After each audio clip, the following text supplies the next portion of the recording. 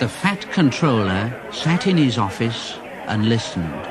The fat controller frowned and said, "Oh, what a nuisance passengers are. How can I possibly work with all this noise? Oh dear, oh dear, oh dear, oh dear." "Yes, what is it?" It was the station master, looking very worried. There's trouble in the shed, sir. Henry is sulking. There is no train, and the passengers are saying that this is a bad railway. Indeed, really?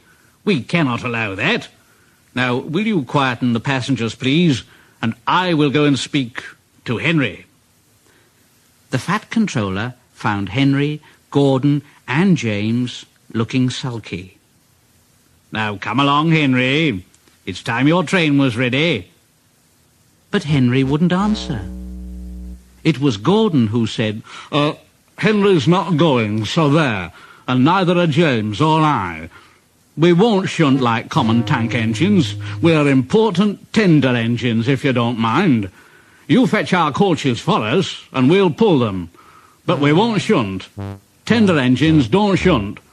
So there." And all three engines let off steam in a cheeky way. And the fat controller said, "Oh, indeed.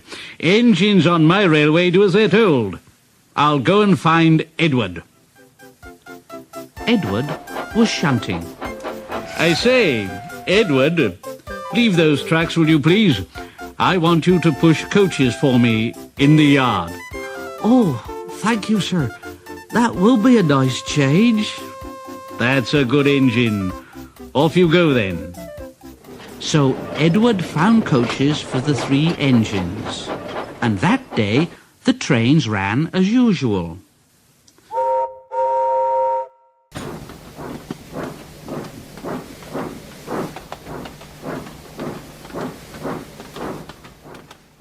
But when the fat controller came next morning, Edward looked unhappy. Gordon came past, clanking and hissing very rudely.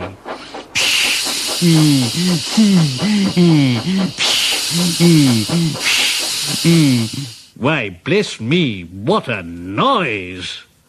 "I know. They all hiss at me, sir. They say tender engines don't shunt. And last night they said I had black wheels. I haven't. Have I, sir?" "No, Edward, of course you haven't.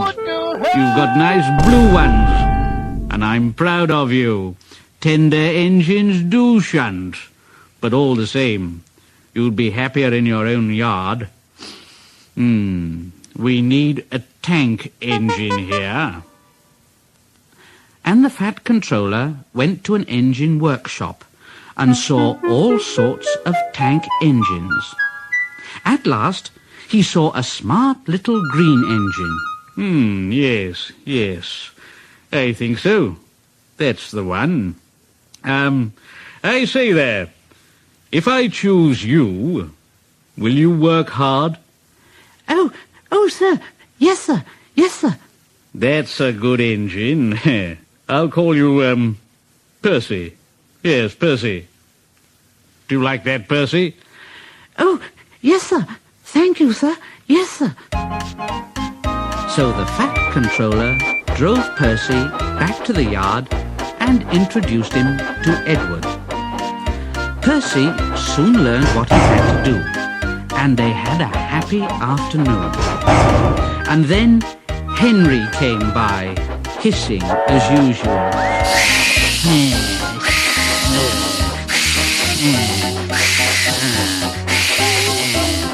But Percy just went. That really frightened Henry. He jumped and ran away. Edward laughed and said, how beautifully you whooshed him, Percy. I can't make a noise like that. Oh, that's nothing. You should hear them in the workshops. You have to make a noise like that to be heard. Next morning, Thomas arrived. Hello, Edward. Oh, hello, Thomas. The Fat Controller sent for me. I expect he wants help. Oh, he does indeed, Thomas. Here he comes now. Well done, Thomas. You have been quick. Now listen, Henry, Gordon and James are sulking. They say they won't shunt like common tank engines, so I've shut them up. And I want you both to run the line. Common tank engines, indeed. We'll show them. Well done, Thomas. And Percy here will help too. Won't you, Percy? Oh, sir. Yes, sir, please, sir. Edward and Thomas pulled the trains. They started at opposite ends and whistled to each other as they passed. There were fewer trains, but the passengers didn't mind. They knew the three other engines were having a lesson.